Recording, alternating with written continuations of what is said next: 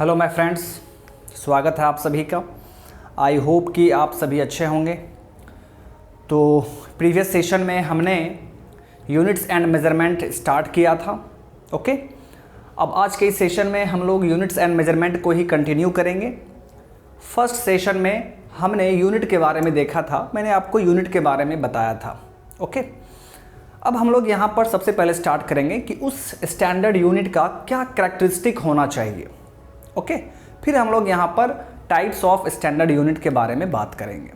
Okay, आप लोगों में से जो भी न्यू स्टूडेंट हैं वो सबसे पहले यूनिट्स एंड मेजरमेंट का फर्स्ट लेक्चर देखिए, उसके बाद आप इस सेशन को देखिएगा तो आपको अच्छे तरीके से सब कुछ समझ में आ जाएगा। ओके, तो चलिए माय डियर हम लोग सेशन को स्टार्ट करते हैं। ओके, तो सबसे पहले हम लोग यहाँ बात करेंगे what is the characteristics of standard unit. जो भी स्टैंडर्ड यूनिट हम लोग लेंगे उसका क्या कैरेक्टरिस्टिक होना चाहिए। तो सबसे पहली बात मैंने बताया था आपको कि जो भी हम स्टैंडर्ड यूनिट लेंगे वो यूनिवर्सली एक्सेप्टेबल होना चाहिए, वो यूनिवर्सली एक्सेप्टेड होना चाहिए। तो पहला कैरेक्टरिस्टिक्स तो यही हो गया कि it should be universally accepted. It should be universally acceptable।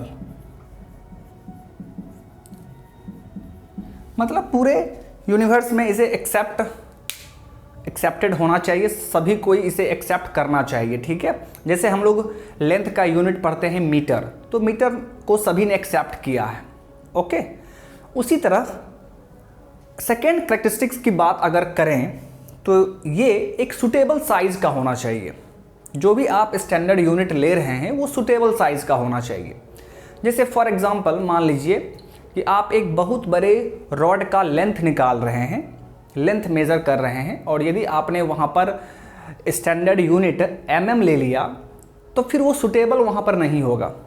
Okay, हम लोग वहाँ पर मीटर ले सकते हैं, तो उस टाइम हमारा स्टैंडर्ड यूनिट मीटर होगा जो कि सुटेबल साइज का है। Okay, so second characteristic is it should be suitable in size. Suitable in size, ये सुटेबल साइज का होना चाहिए। ओके, चलिए अब इसका तीसरा कैरेक्टरिस्टिक्स जो होगा माय डियर, ये होना चाहिए standard unit should be well defined होना चाहिए। ओके, उसे आप अच्छे तरीके से डिफाइन कर पाएँ। ओके, तो आप थर्ड में क्या लिखेंगे, it should be well defined.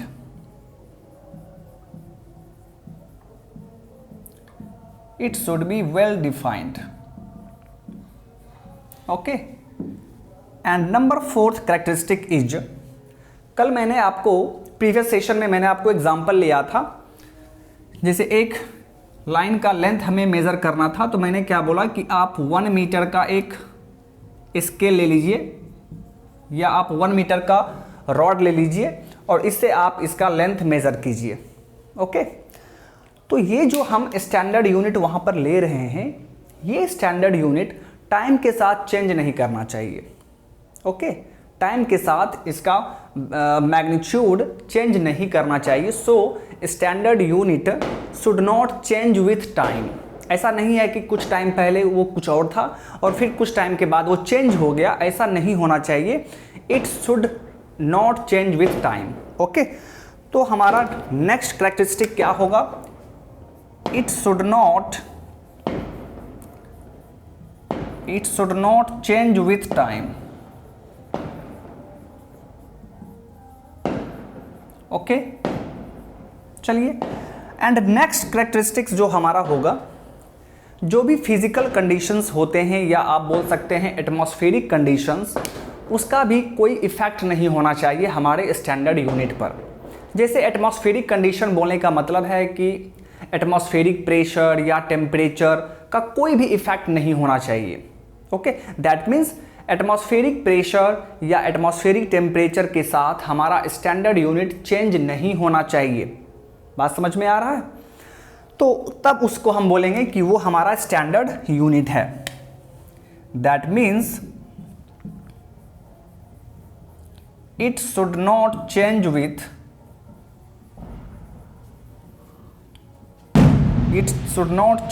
Physical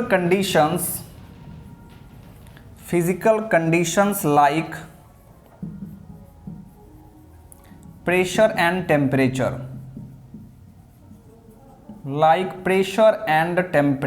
okay. तो ये कैरेक्टरिस्टिक भी आपको ध्यान में रखना है। It should not change with physical conditions like pressure and temperature, okay. तो ये कुछ इंपॉर्टेंट कैरेक्टरिस्टिक्स हैं आपके स्टैंडर्ड यूनिट का, ठीक है। तो इसे आपको याद रखना है। आपके बोर्ड एग्जाम में आपसे पूछा जा सकता है what do you mean by या explain the characteristics of standard unit. तो अगर ऐसा क्वेश्चन पूछा जाता है तो आप ये सभी पॉइंट वहाँ पर लिख देंगे, ओके।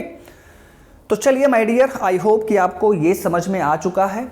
चलिए हम लोग इसके आगे अब मूव करते हैं, ओके। अब हम लोग बात करेंगे types of standard unit, okay. चलिए देख लेते हैं कि स्टैंडर्ड यूनिट का कौन कौन सा टाइप होगा।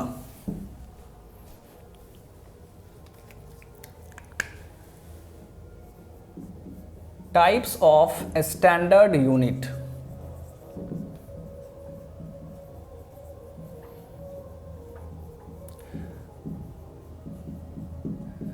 तो देखिए, स्टैंडर्ड यूनिट का टाइप की बात अगर किया जाए तो ये तीन तरह का होता है, ये तीन टाइप का होता है my dear. First unit is fundamental unit, second is derived unit and third is supplementary unit.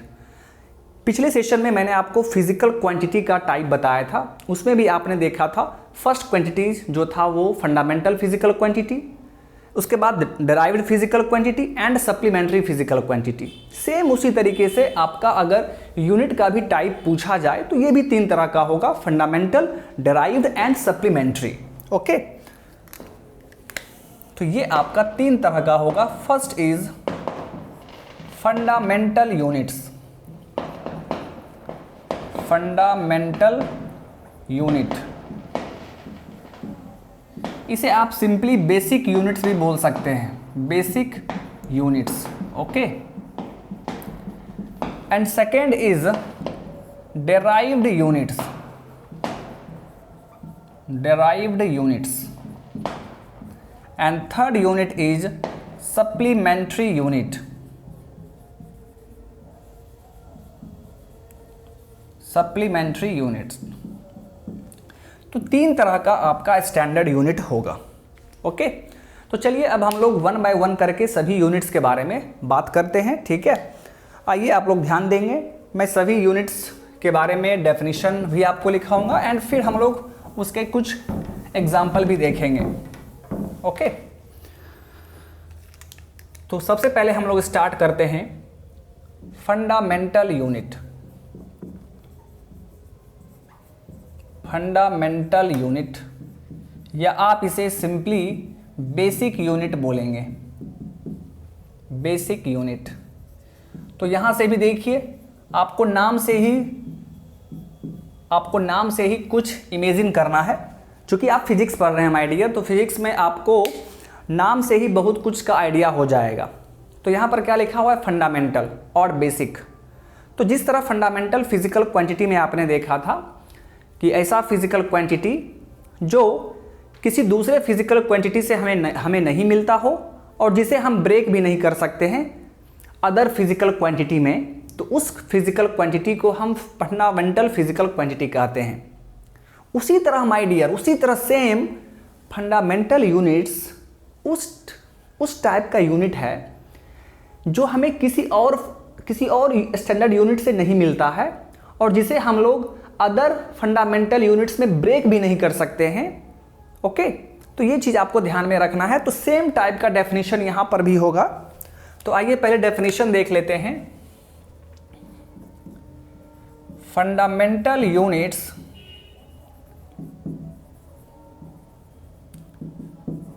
Are those units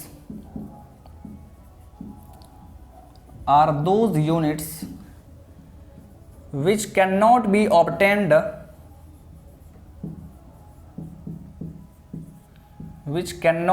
obtained from other units and also cannot be broken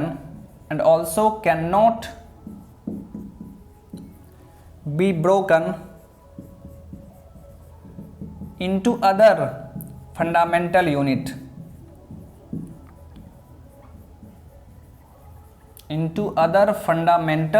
units okay इसीलिए इसका नाम पड़ा है fundamental, that means basic unit. आप ऐसा unit जिसे आप किसी दूसरे यूनिट से आपको नहीं मिला है एंड जिसे आप अदर फंडामेंटल यूनिट्स में भी ब्रेक नहीं कर सकते हैं, तो उन सभी यूनिट को हम लोग फंडामेंटल यूनिट कहेंगे। तो इसका एग्जाम्पल क्या होगा माय डियर, इसका एग्जाम्पल क्या होगा? तो आइए सबसे पहले हम लोग इसका एग्जाम्पल के बारे में बात कर लेते हैं। याद कीजिए माय डियर, प्रीवियस सेशन में हमने बताया था कि फंडामेंटल फिजिकल क्वांटिटी का नंबर कितना है? 7। There are 7 numbers of fundamental physical quantity. Okay, और सभी फंडामेंटल फिजिकल क्वांटिटी का मैंने आपको नाम भी बताया था। आइए हम यहाँ पर फिर से देखते हैं। ओके, फिर से देखते हैं माय डियर। तो एक तरफ आप लिखेंगे fundamental physical quantity, fundamental physical quantity. Okay,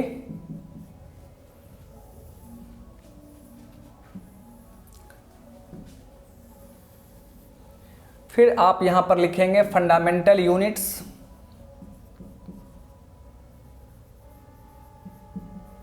fundamental units and फिर हम लोग लिखेंगे सिंबल। सिंबल मतलब हम लोग उसे किस सिंबल से डिनोट करेंगे। ओके, तो आइए देखते हैं my dear. Fundamental physical quantity 7 होते हैं, ठीक है। फर्स्ट में आपने पढ़ा है, फर्स्ट फंडामेंटल फिजिकल क्वांटिटी हमारा मास है। दूसरा फंडामेंटल फिजिकल क्वांटिटी हमारा length. Okay, third fundamental physical quantity is time. Fourth is temperature, temperature. Fifth fundamental physical quantity is electric current, electric current. Sixth fundamental physical quantity is luminous intensity,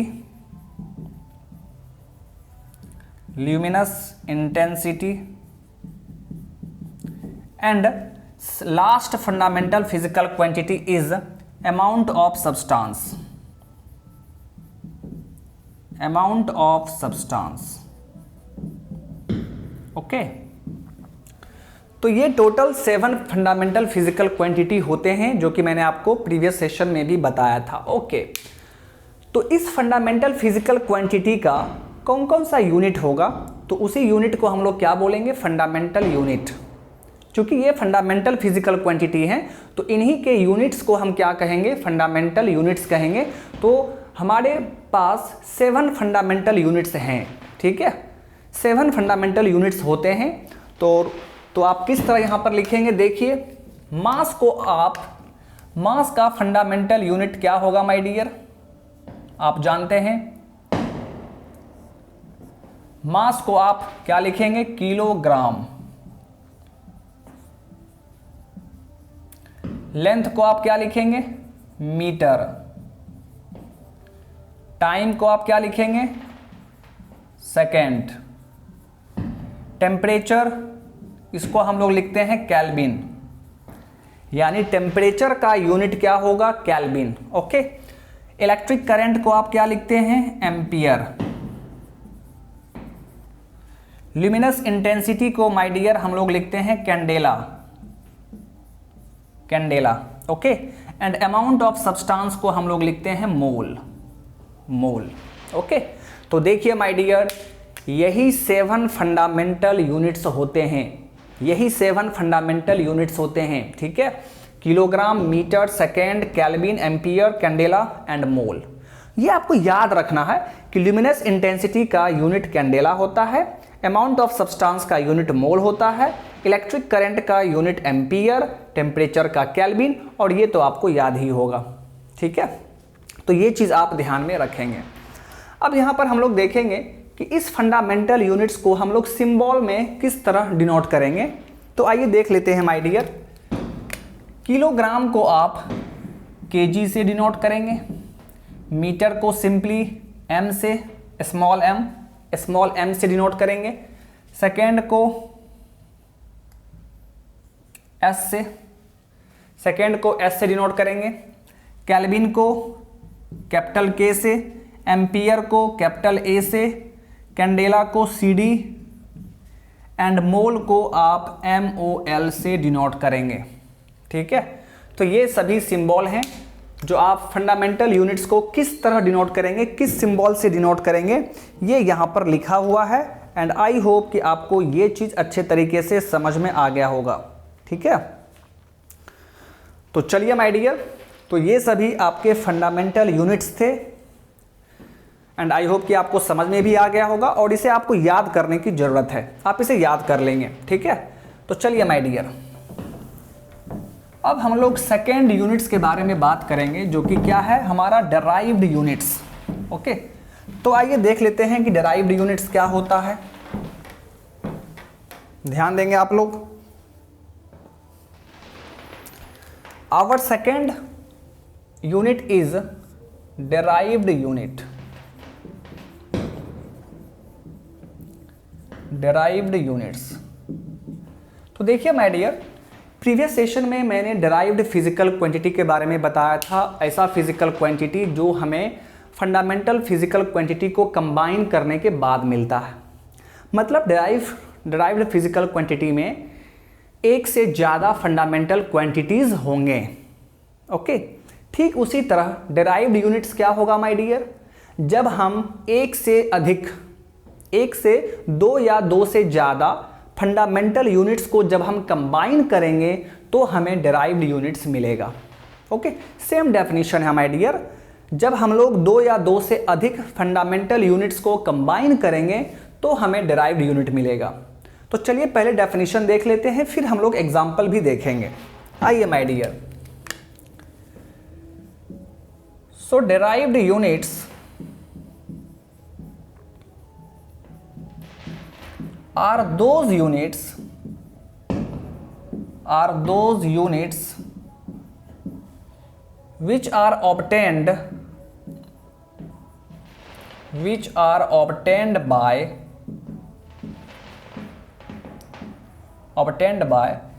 combining two or more fundamental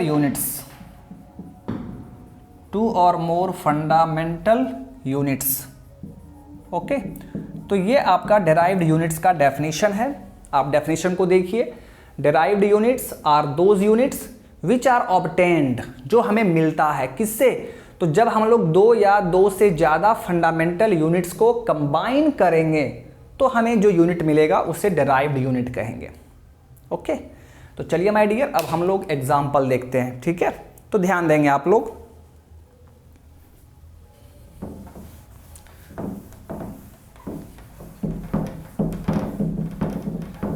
okay, आइए देखिए, तो एक तरफ आप derived physical quantity लिखिए, derived physical quantity.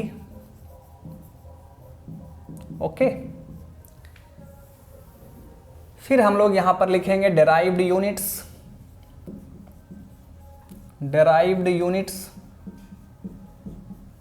And फिर यहां पर हम लोग लिख देंगे सिंबल। ओके, तो जैसा कि आप जानते हैं माय डियर, जैसा कि मैंने आपको बताया था, डेराइव्ड फिजिकल क्वांटिटी का कोई डेफिनेट नंबर नहीं है। ऐसा नहीं आप बोल सकते हैं कि सर यहाँ पे 10, 15, 20 क्वांटिटीज़ होंगे, ऐसा आप नहीं बोल सकते हैं। हाँ, फंडामेंटल फिजिकल क्वांटिटी 7 होता है, सप्लीमेंट्री आपका 2 होता है, plane angle and solid angle, and उसके बाद जितने भी रिमेनिंग फिजिकल क्वांटिटीज़ हैं उन सभी फिजिकल क्वांटिटीज़ को हम डेराइव्ड फिजिकल क्वांटिटी कहते हैं। तो आइए हम लोग कुछ एग्जाम्पल यहाँ पर देख लेते हैं। सभी एग्जाम्पल पॉसिबल नहीं है तो कुछ एग्जाम्पल हम लोग यहाँ पर देखेंगे। आइए माय डियर। सबसे फर्स्ट में हम लोग देखिए बात करेंगे एरिया हमारा क्या है? Derived physical quantity. ऐसा क्यों? क्योंकि एरिया को आप किस में लिखते हैं? एरिया को आप लिखते हैं मीटर स्क्वायर में। मीटर स्क्वायर में आप लिखते हैं मीटर स्क्वायर। ओके, यानी एरिया का यूनिट्स क्या होगा? Metre square. तो मीटर स्क्वायर का क्या मतलब है माय डियर? मीटर स्क्वायर का मतलब है कि वहां पर मीटर इंटू मीटर, यानी आपने क्या किया है? लेंथ को आपने 2 बार मल्टीप्लाई किया है। लेंथ हमारा क्या है? Fundamental physical quantity. तो आपने लेंथ को 2 बार मल्टीप्लाई किया है, या सिंपली आप बोल सकते हैं लेंथ का फंडामेंटल यूनिट हमारा मीटर होता है, तो हमने फंडामेंटल यूनिट को यहां पर 2 बार लिखा है। दैट मीन्स आप फंडामेंटल यूनिट को कंबाइन कर रहे हैं, तब जाके हमें मीटर स्क्वायर मिल रहा है, तब जाके हमें एरिया मिल रहा है। इसीलिए एरिया को डेराइव्ड फिजिकल क्वांटिटी कहा गया है। और इसको आप सिंबल से कैसे डिनोट करेंगे? तो सिंपली मीटर स्क्वायर, यानी एरिया का यूनिट क्या होगा? Metre square. तो मीटर स्क्वायर आपका डेराइव्ड यूनिट हो गया। ओके, उसी तरह माय डियर फ्रेंड, यदि आप वॉल्यूम के बारे में बात करें तो वॉल्यूम को आप कैसे लिखते हैं? तो वॉल्यूम को आप लिखते हैं मीटर क्यूब, और इसका सिंबल क्या होगा? मीटर का पावर 3। तो देखिए वॉल्यूम को आप सिंपली कैसे लिखेंगे? Metre into metre into metre. Metre क्या है हमारा? Fundamental units. तो आपने देखिए आपने 3 बार फंडामेंटल यूनिट को कंबाइन किया है, तब जाके हमें वॉल्यूम मिल रहा है। इसीलिए मीटर का पावर 3 हमारा क्या हो जाएगा? डेराइव्ड यूनिट्स हो जाएगा। ओके, क्योंकि ये हमें फंडामेंटल यूनिट्स को कंबाइन करने के बाद मिल रहा है। मैंने आपको डेफिनेशन बताया कि ऐसा यूनिट जो फंडामेंटल यूनिट को कंबाइन करने के बाद मिलेगा, 2 या 2 से ज़्यादा, तो उस यूनिट को हम डेराइव्ड यूनिट्स बोलते हैं। तो यहाँ पर मीटर क्यूब है, तो आपने फंडामेंटल यूनिट्स को कंबाइन किया है यहाँ पर। ओके, चलिए माय डियर, अब हम लोग थर्ड डेराइव्ड फिजिकल क्वांटिटी के बारे में बात कर रहे हैं, और वो है स्पीड। स्पीड का यूनिट क्या होगा? तो आप बोलेंगे सर मीटर पर सेकेंड। आप क्या बोलेंगे? मीटर पर सेकेंड। इसका सिंबल क्या होगा my dear? Metre by second. यहां भी देखिए, यहां भी देख लीजिए माय डियर, मीटर आपका क्या है? मीटर आपका फंडामेंटल यूनिट है।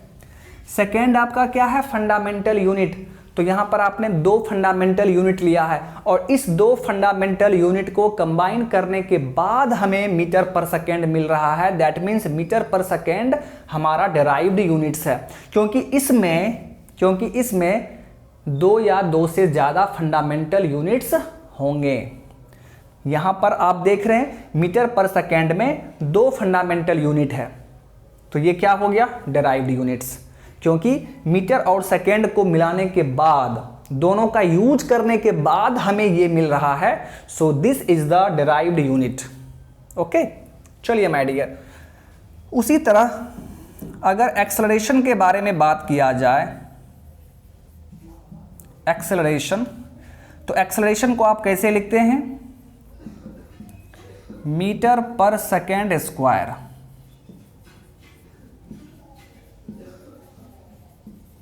और इसका सिंबल क्या होगा माय डियर? इसका सिंबल होगा मीटर पर सेकेंड स्क्वायर। तो देखिए माय डियर, ये भी आपका क्या है? Derived unit. क्यों? क्योंकि आपने फंडामेंटल यूनिट मीटर को लिया है, फिर सेकेंड को लिया है, फिर से आपने सेकेंड को लिया है। 2 बार आपने सेकेंड लिया है और 1 बार मीटर लिया है। दैट मीन्स यहाँ पर आप 3 बार 3 बार आप फंडामेंटल यूनिट्स को आपने यहाँ पर लिया है और तीनों को आपने कंबाइन कर दिया है, तब जाके आपको ये यूनिट्स मिल रहा है। सो इसीलिए ये भी आपका डेराइव्ड यूनिट है। ओके, फिर देखिए नंबर फिफ्थ, अगर फोर्स के बारे में बात किया जाए, फोर्स, तो फोर्स को आप कैसे लिखते हैं? फोर्स को आप लिखते हैं मास इनटू एक्सेलरेशन। फोर्स को आप कैसे लिखते हैं? Mass into acceleration. और इसका यूनिट क्या होगा? देख लीजिए, मास का यूनिट क्या होता है माय डियर? केजी। एक्सेलरेशन का यूनिट अभी अभी आपने पढ़ा है मीटर पर सेकेंड स्क्वायर, मीटर पर सेकेंड स्क्वायर। यानी फोर्स का यूनिट क्या हो गया? केजी मीटर पर सेकेंड स्क्वायर। यहां भी देख लीजिए, यहां पर भी आपने क्या किया है? 2 से ज्यादा फंडामेंटल यूनिट को आपने कंबाइन किया है। K G fundamental unit, metre fundamental unit, second fundamental unit. तो इन सबको मिलाने के बाद, कंबाइन करने के बाद आपको ये मिल रहा है। So this is the derived unit. Okay, तो फोर्स आपका क्या है? डेराइव्ड फिजिकल क्वांटिटी है। ओके, चलिए अब यहां पर देखते हैं इसके आगे। ठीक है, तो इसके आगे देख लेते हैं। ओके,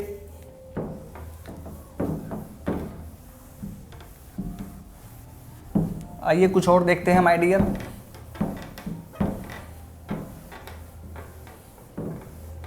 ध्यान देंगे आप, ठीक है। कुछ और एग्जांपल देख लेते हैं हम लोग।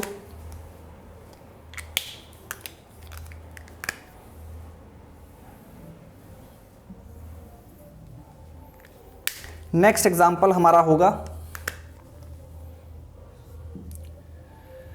Linear momentum. लीनियर मोमेंटम मैंने आपको स्टार्टिंग में ही बोल दिया है ना, 7 फंडामेंटल फिजिकल क्वांटिटी हैं और 2 सप्लीमेंट्री हैं। इस 9 को छोड़ के बाकी जितना भी फिजिकल क्वांटिटी आप देखेंगे वो सभी डेराइव्ड होगा। तो आइए अब बात करते हैं लीनियर मोमेंटम।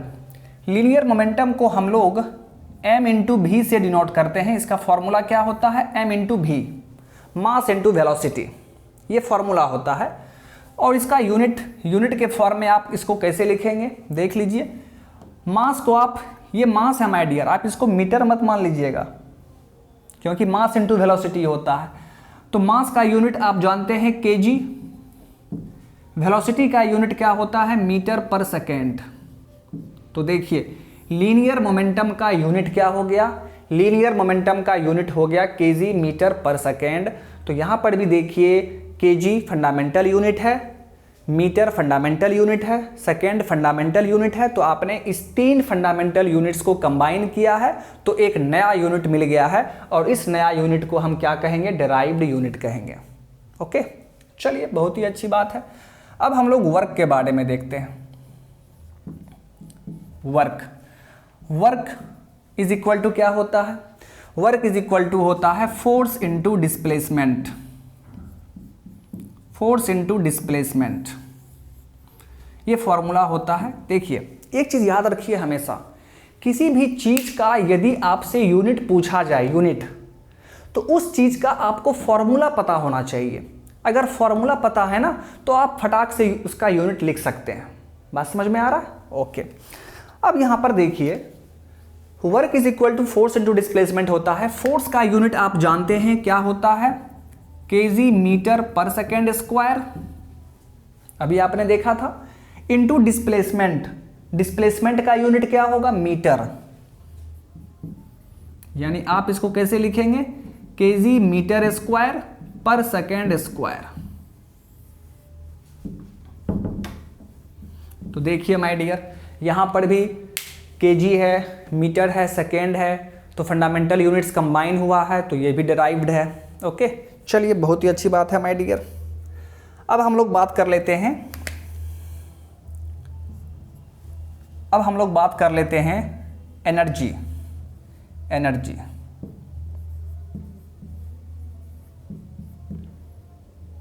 ओके, एनर्जी क्या होगा? देखिए माय डियर, ओके, जो यूनिट आपका वर्क का होता है, ठीक है, वर्क का जो यूनिट होगा, यहां पर क्या आपने लिखा है? Force into displacement. ठीक है। सेम यूनिट एनर्जी का भी होता है, सेम यूनिट आपका एनर्जी का भी होगा, ठीक है। यहाँ पर आप थोड़ा सा ध्यान से देखेंगे, मैं आपको यहाँ पर एक्सप्लेन कर रहा हूँ। आपने फोर्स का यूनिट देखा केजी मीटर पर सेकेंड स्क्वायर, और इस केजी मीटर पर सेकेंड स्क्वायर को हम लोग बोलते हैं न्यूटन। क्या बोलते हैं? न्यूटन। ओके, सो ये पूरा टर्म आपका क्या हो गया? Newton metre. ये क्या हो गया? Newton metre.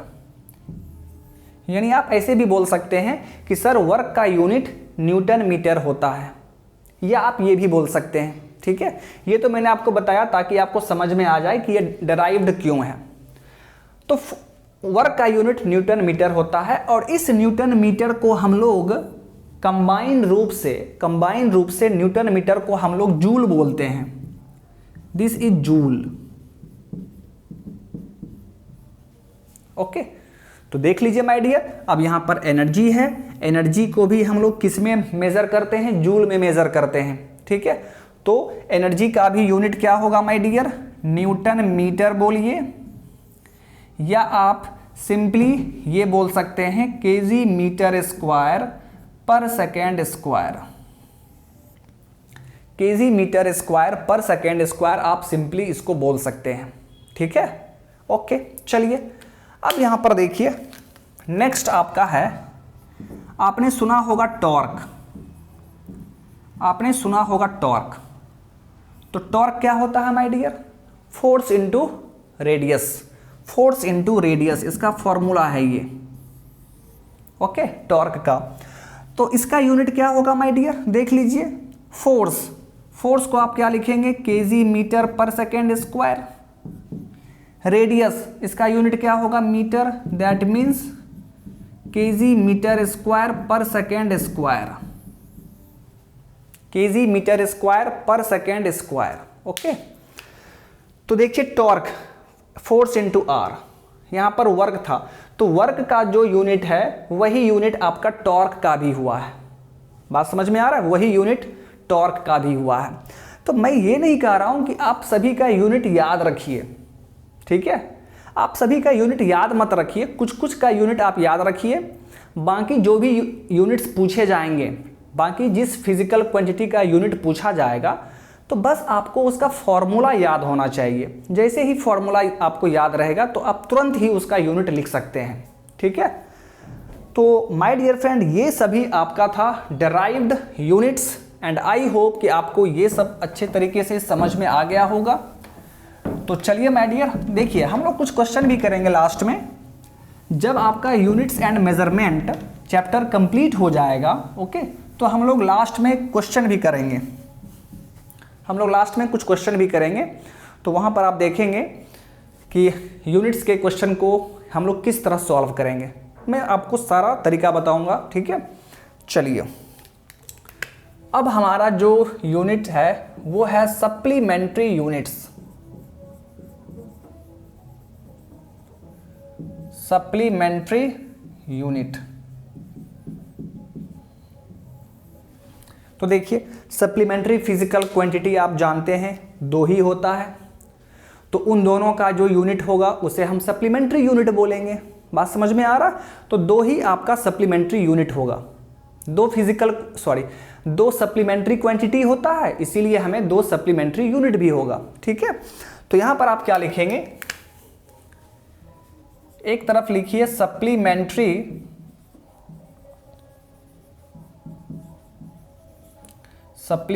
Physical quantity,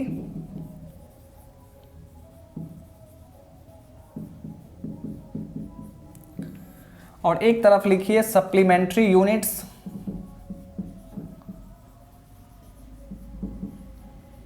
supplementary unit, और एक तरफ लिखिए सिंबल, किस सिंबल से आप उसको डिनोट करेंगे, ओके। तो देखिए माय डियर, हमारा पहला सप्लीमेंट्री फिजिकल क्वांटिटी है प्लेन एंगल। प्लेन एंगल, तो प्लेन एंगल का यूनिट क्या होगा? प्लेन एंगल को हम लोग रेडियन में मेजर करते हैं, सो रेडियन आपका क्या हो गया? सप्लीमेंट्री यूनिट, ठीक है। सो रेडियन हमारा सप्लीमेंट्री यूनिट हो गया माय डियर। आप इसे सिंपली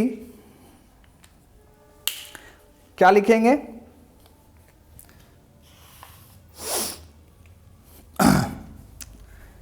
रेडियन आपका क्या हो गया, सप्लीमेंट्री यूनिट। ओके, और इसका जो सिंबल होगा उसे आप सिंपली RAD लिख देंगे, RAD, रेडियन। ओके, दूसरा जो आपका सप्लीमेंट्री फिजिकल क्वांटिटी होगा वो आपका है सॉलिड एंगल,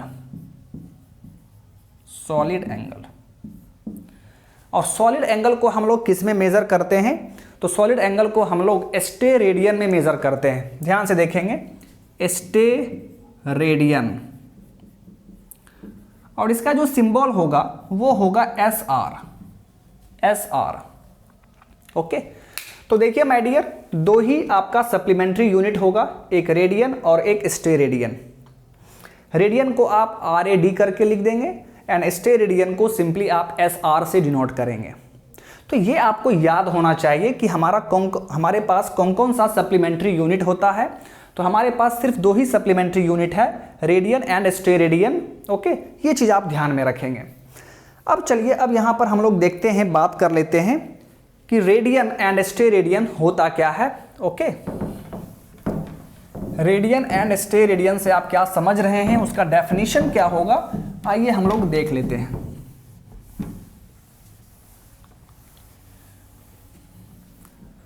ओके, देखिए, अगर आपको बोला जाए कि बाबू 1 रेडियन क्या होता है, अगर 1 रेडियन के बारे में आपसे पूछा जाए कि आप 1 रेडियन से क्या समझते हैं, तो आप क्या बोलेंगे। देखिए, जैसा कि आप जानते हैं रेडियन क्या है, ये आपका प्लेन एंगल का यूनिट होता है, प्लेन एंगल का। और प्लेन एंगल तो आप जानते ही हैं, ठीक है। प्लेन एंगल जैसे मान लीजिए, ओके, ये आपका आर्क है, ये मान लीजिए radius R, arc length L, और ये मान लीजिए एंगल थीटा है। तो ये थीटा हमारा क्या होगा, प्लेन एंगल होगा। और आप इसे कैसे लिखते हैं, theta is equal to L/R करके लिखते हैं। Theta is equal to L/R करके हम लोग लिखेंगे। और जब ये एंगल स्मॉल हो जाएगा, for small angle, small angles के लिए थीटा की जगह पर हम लोग क्या लिखेंगे, d थीटा। और ये आर्क लेंथ अभी dl है, लेकिन जब स्मॉल एंगल होगा तो आर्क लेंथ भी हमारा स्मॉल हो जाएगा, तो उस टाइम उसे हम dl लिखेंगे, डिवाइड बाय r करेंगे, डिवाइड बाय r कर देंगे। ओके, चलिए, तो ये तो आप जानते हैं कि प्लेन एंगल हम लोग इस तरह लिखते हैं। मान लीजिए माय डियर, ये आपका सर्कल है, ये आपका सर्कल है माय डियर। ओके, इसका सेंटर आपका ये है, ये इसका रेडियस R। ओके, ये इसका रेडियस R। अब यहां पर देखिए, ध्यान से देखना है, मान लीजिए कि ये आर्क आपका L लेंथ का है, तो यहां पर ये आर्क इस सर्कल के सेंटर पर जो एंगल बनाएगा, इस एंगल को हम क्या कहेंगे, plane angle theta, plane angle theta. This is your circle, ये आपका सर्कल है। ओके, और ये थीटा हम लोग रेडियन में मेजर करते हैं, ठीक है। और यहां से देखिए L/R, L लेंथ है, लेंथ का यूनिट क्या होगा, मीटर। R आपका रेडियस है, इसका भी यूनिट क्या होगा, मीटर। तो ये दोनों कैंसल आउट हो गया। इसका मतलब इस थीटा का कोई भी यूनिट नहीं होगा, इस थीटा का कोई भी यूनिट नहीं होगा, ठीक है। मतलब इसका डायमेंशन नहीं होता है, डायमेंशन लेस एंगल है ये, ठीक है, डायमेंशन लेस एंगल। जितने भी एंगल होते हैं वो सभी डायमेंशन लेस होते हैं, ठीक है। आइए अब यहां पर देखिए, तो यहां से भी आप सिंपली बोल सकते हैं कि sir theta is equal to L/R radian होगा, theta is equal to L/R radian. Okay, ठीक है। अब यहां पर क्या बोला जा रहा है, ये थीटा आपका क्या है, प्लेन एंगल। एंड आपसे बोला जा रहा है कि बाबू 1 रेडियन किसको कहेंगे, 1 रेडियन क्या होता है। तो ध्यान से देखिए, ध्यान से देखना है माय डियर। आप यहीं पर देखिए, if arc length is equal to R, यहां पर जो भी आपने आर्क लिया है उसका कुछ लेंथ है L, अगर ये आर्क लेंथ इस रेडियस के बराबर हो जाए तो उस टाइम आप क्या लिखेंगे, then theta is equal to L divide by R। L is equal to R है तो L के जगह पर हम R पुट कर देंगे, यानी 1, और यहां पर क्या है, रेडियन, यानी थीटा इज इक्वल टू हमें क्या मिल गया माय डियर, 1 रेडियन। यानी देखिए माय डियर, इसी 1 रेडियन का हमें डेफिनेशन बताना है कि ये 1 रेडियन होता क्या है। ध्यान से सोचिए, किसी भी सर्कल में उस सर्कल का जो रेडियस है, अगर उसी रेडियस के बराबर हम एक आर्क ले लें, ठीक है, उसी रेडियस के बराबर यदि हम एक आर्क ले लें तो उस आर्क के द्वारा सर्कल के सेंटर पर जो एंगल बनेगा वो एंगल 1 रेडियन कहलाएगा। ओके, आई होप कि आपको समझ में आ गया है। अगर हम लोग किसी भी सर्कल में, चूंकि ये प्लेन एंगल है तो यहां पे आप सर्कल लेंगे, ठीक है, किसी भी सर्कल में जितना वो उसका रेडियस होगा उसी के रेडियस के बराबर यदि हम एक आर्क लेंथ कट कर लें तो ये आर्क सर्कल के सेंटर पर जो एंगल बनाएगा वही एंगल आपका 1 रेडियन कहलाएगा। यहां पर आप देख पा रहे हैं कि क्यों, तो मैंने आपको यहां पर प्रूफ करके दिखा दिया है। तो आइए अब इसका डेफिनेशन लिखते हैं कि 1 रेडियन का डेफिनेशन क्या होगा। ओके, ध्यान देंगे आप लोग।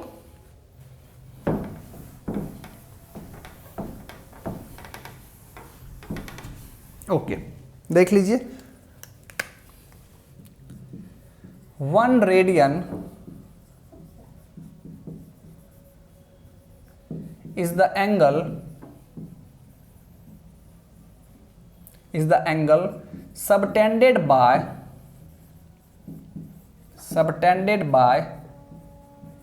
an arc of circle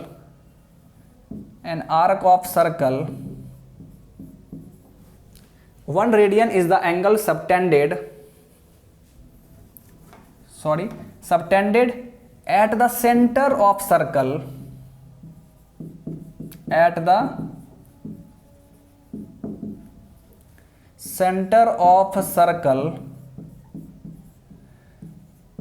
by an arc of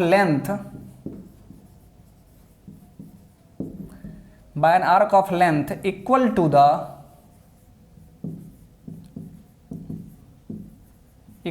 the radius of that circle।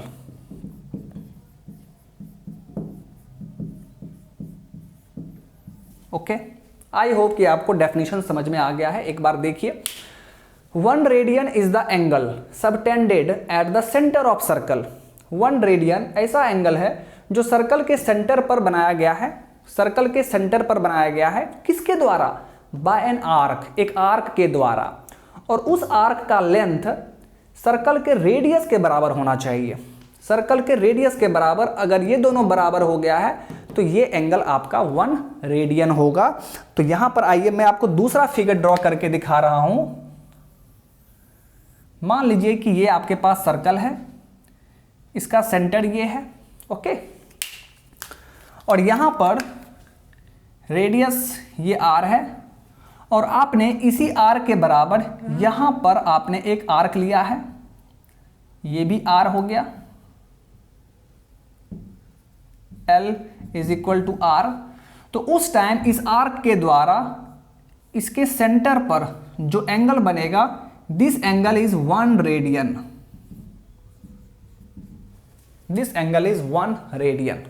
Okay.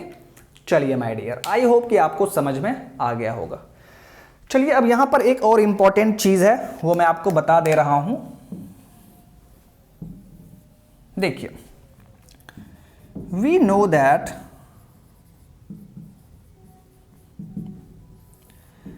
Pi radian is equal to 180 degree होता है। हम सभी जानते हैं कि pi radian is equal to 180 degree. Okay, तो यहां से आप क्या लिखेंगे? सो पाई रेडियन को आप क्या लिख सकते हैं? पाई इंटू 1 रेडियन, ऐसा लिख सकते हैं हम लोग, इज इक्वल टू 180 डिग्री। तो यहां से हम 1 रेडियन इज इक्वल टू लिख सकते हैं 180 degree divide by pi. So 1 radian is equal to 180 degree divide by pi. Okay, इसको आप सिंप्लीफाई कर लीजिए। 180 डिवाइड बाय 22 इंटू 7, इसको आप सिंप्लीफाई कर लेंगे। 2 से 90, 2 से 11। So my dear, so 1 radian is equal to 630 degree divide by 11। और जब इसका वैल्यू आप कैलकुलेट करेंगे तो ये आपका आएगा 57.27 डिग्री। तो देखिए माय डियर, ये वैल्यू आप याद रखेंगे, बहुत ही इंपॉर्टेंट है। आपको 1 रेडियन का डेफिनेशन भी याद रखना है एंड 1 रेडियन का वैल्यू कितना होता है डिग्री में, ये भी आप याद रखेंगे। 1 radian is equal to 57.27 degree. Okay, चलिए माय डियर, आई होप कि आपको ये समझ में आ चुका है अच्छे तरीके से। चलिए अब हम लोग इसके आगे मूव करते हैं। ओके, अब हम लोग बात करेंगे 1 स्टे रेडियन। जो आपने दूसरा सप्लीमेंट्री यूनिट देखा है स्टे रेडियन, उसके बारे में भी थोड़ा सा बात कर लिया जाए। ओके, देखिए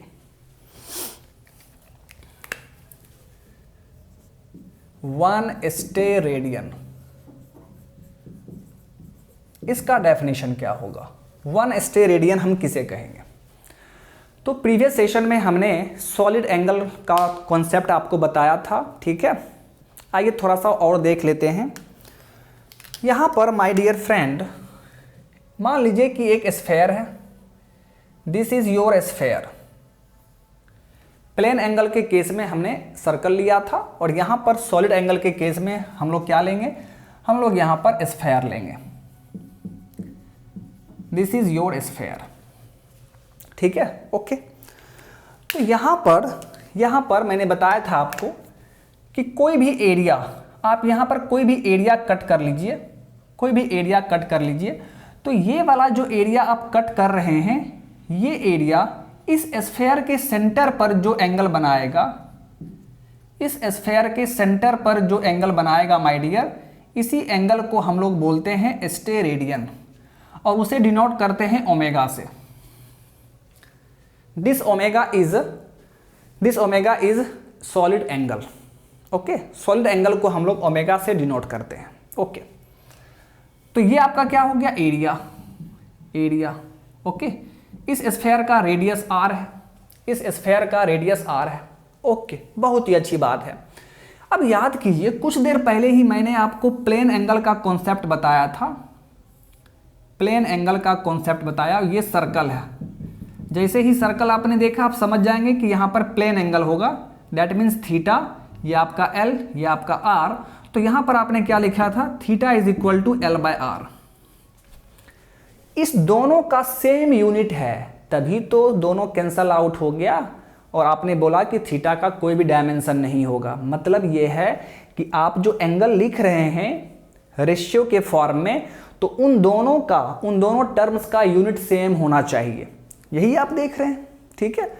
मतलब इसका और इसका यूनिट सेम होना चाहिए, सेम यूनिट। ये आपने सीखा। उसी तरह माय डियर, यहां पर भी जो आप सॉलिड एंगल लिखेंगे, solid angle omega is equal to, इसको हम रीड कैसे करेंगे? इसको हम रीड करेंगे ओमेगा, रीड एज ओमेगा। आप इसे ओमेगा कहकर बुलाएंगे। So omega is equal to क्या लिखेंगे आप? तो इसको देखकर यदि आप A/R लिखते हैं तो क्या ये सही है? यहाँ पर आपने देखा theta is equal to L by R, यहाँ पर आप लिख रहे हैं omega is equal to A by R. क्या ये सही है? माय डियर, एरिया को आप किस में लिखते हैं? एरिया को आप मीटर स्क्वायर में लिखते हैं। तो यहां पर भी नीचे में भी जो टर्म होना चाहिए उसका यूनिट मीटर स्क्वायर में होना चाहिए, उसका यूनिट मीटर स्क्वायर में होना चाहिए माय डियर। यहां पर देखिए दोनों यूनिट सेम है, सेम रहेगा तभी तो दोनों यूनिट कैंसल आउट हो जाएगा और फिर इसका कोई डायमेंशन नहीं हो पाएगा। उसी तरह यहां पर भी अगर ये मीटर स्क्वायर है तो ये भी मीटर स्क्वायर में होना चाहिए। तो ये मीटर स्क्वायर में कब होगा? जब हम रेडियस का स्क्वायर कर देंगे, जब हम रेडियस का स्क्वायर कर देंगे। यानी माय डियर क्या फॉर्मूला मिल रहा है हमें?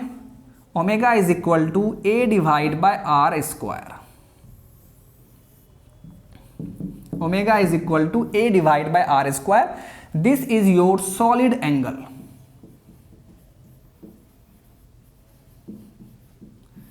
This is your solid angle, ठीक है। और इस सॉलिड एंगल का यूनिट क्या होगा? स्टेरेडियन। यानी आप इसको जब अच्छे तरीके से लिखेंगे तो आप इसको कैसे लिखेंगे? Omega is equal to A by R square steradian. क्योंकि आपने पढ़ा है कि सॉलिड एंगल का यूनिट क्या होता है? स्टेरेडियन। तो यूनिट हम यहां पर लिखते हैं बगल में, तो सॉलिड एंगल का यूनिट स्टेरेडियन हो गया, आप यहां पर लिखेंगे। ओके, यहां तक तो सब कुछ क्लियर है, बहुत ही अच्छी बात है माय डियर। अब यहां पर हम लोग देखते हैं, अब यहां पर देखिए, यहां पर देखिए हमें 1 स्टेरेडियन का डेफिनेशन लिखना है कि 1 स्टेरेडियन क्या होता है। ओके, जैसे यहां पर आपने देखा था अगर L और R दोनों बराबर हो जाए तो प्लेन एंगल 1 रेडियन हो गया था। उसी तरह माय डियर यहां पे अगर एरिया, अगर ये वाला एरिया आर स्क्वायर के बराबर हो जाए तो ओमेगा इज इक्वल टू क्या मिलेगा हमें? 1 स्टेरेडियन मिलेगा ना। ओके, देखिए ओमेगा इज इक्वल टू आपने क्या देखा? A by R square steradian.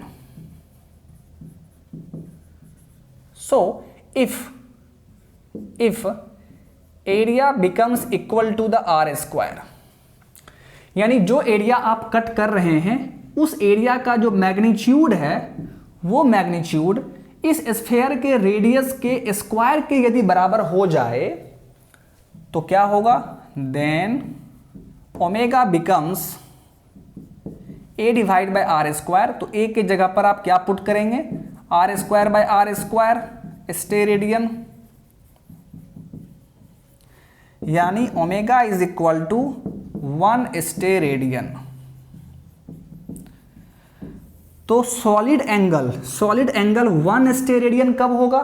जब एरिया आर स्क्वायर के बराबर हो जाए। यानी जो एरिया हम कट कर रहे हैं वो एरिया उस स्फीयर के रेडियस के स्क्वायर के बराबर होना चाहिए। बात समझ में आ रहा है? तो उस टाइम वो एरिया, ठीक है, स्फीयर के सेंटर पे जो एंगल बनाएगा उस एंगल को हम लोग 1 स्टेरेडियन कहते हैं, ठीक है। जिस तरह आपने प्लेन एंगल के केस में देखा था उसी तरह हम लोग यहां पर भी देख रहे हैं। दोनों को कंपेयर करके पढ़िए तो कभी कभी भूलिएगा नहीं। ओके, तो यदि ये वाला एरिया आर स्क्वायर के बराबर हो जाए तो ये एरिया इस स्फीयर के सेंटर पे 1 स्टेरेडियन का एंगल बनाएगा। ओके, चलिए माय डियर, अब हम लोग यहां पर एक फिगर देख लेते हैं। हम लोग यहां पर एक फिगर देखेंगे, ठीक है ना। और फिर मैं आपको 1 स्टेरेडियन का डेफिनेशन भी लिख दूंगा।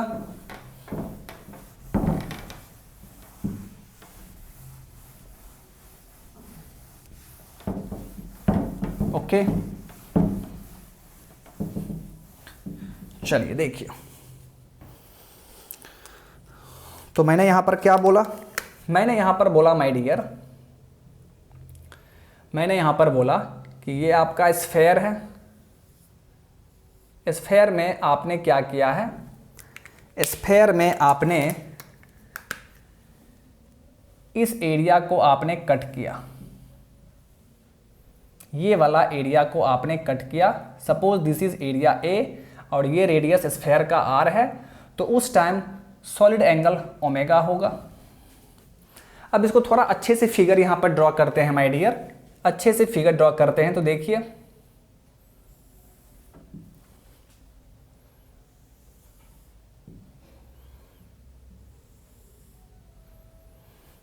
ओके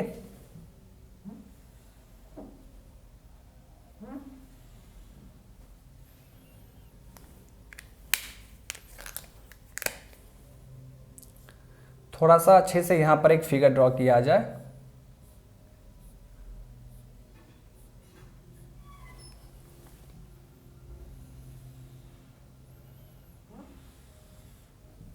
देखिए माय डियर, यानी जो मैं बार बार बोल रहा हूं ना कि इस एरिया को हम कट कर रहे हैं, ये वाला एरिया, ठीक है।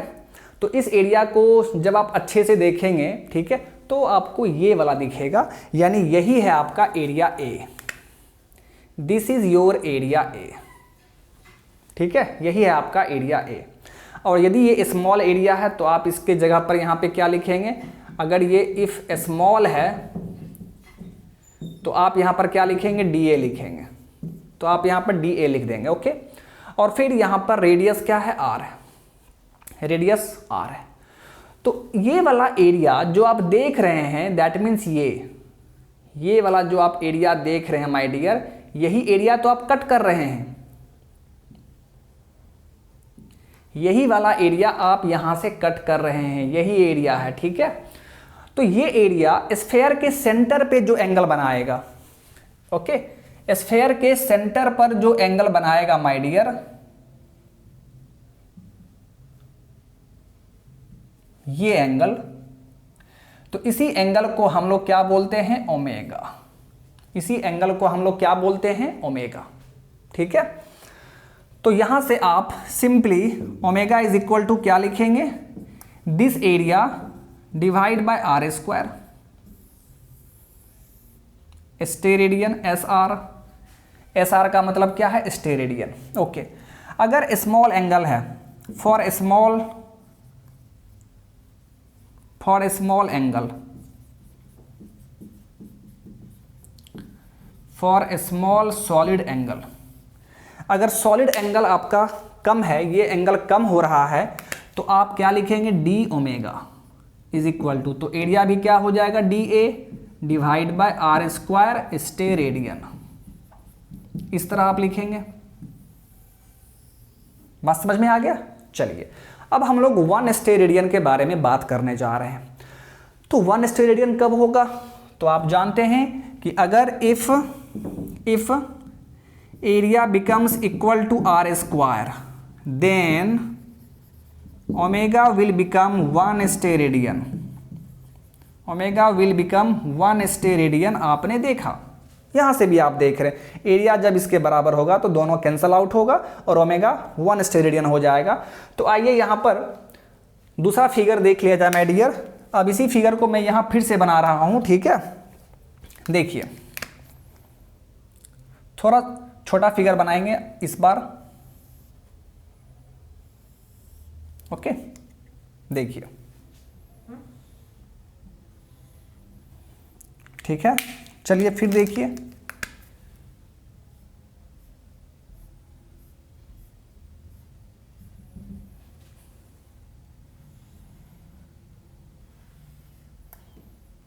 Okay my dear. तो मान लीजिए कि ये वाला जो एरिया है, अगर ये एरिया आर स्क्वायर के बराबर हो जाए, that means this area is equal to R square, ये एरिया आपका आर स्क्वायर के बराबर हो गया है। तो उस टाइम जो एंगल होगा माय डियर, जो एंगल बनेगा वो एंगल सेंटर पर कितना होगा, 1 स्टेरेडियन के बराबर होगा। मैं शॉर्ट में लिख रहा हूं 1 SR के बराबर होगा। बस हो गया डेफिनेशन, बात समझ में आ गया। तो यही है आपका 1 स्टेरेडियन एंड आई होप कि आपको यह समझ में आ चुका है। तो चलिए अब हम लोग यहां पर डेफिनेशन देख लेते हैं।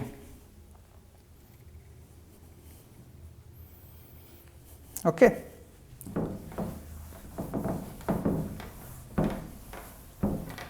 सो डेफिनेशन देख लीजिए। वन स्टेरेडियन का definition, one steradian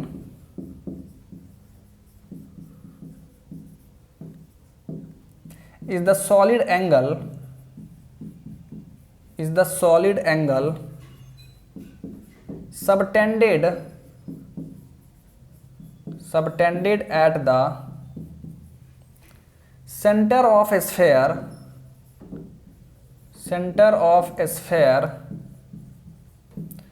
by the area